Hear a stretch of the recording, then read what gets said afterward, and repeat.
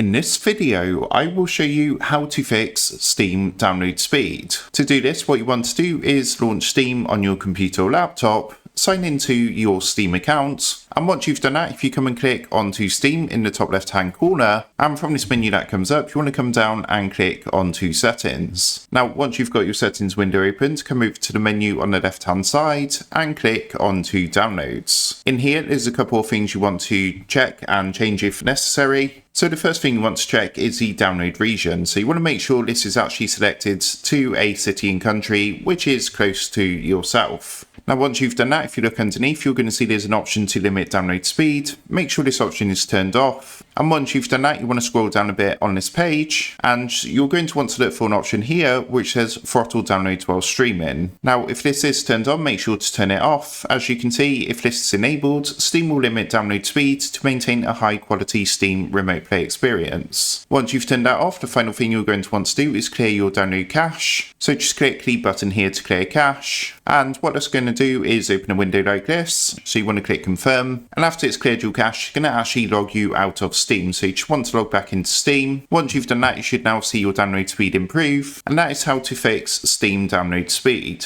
So make sure to like, comment and subscribe for more Steam and simple tech tutorials. And with that being said, I will see you in the next video.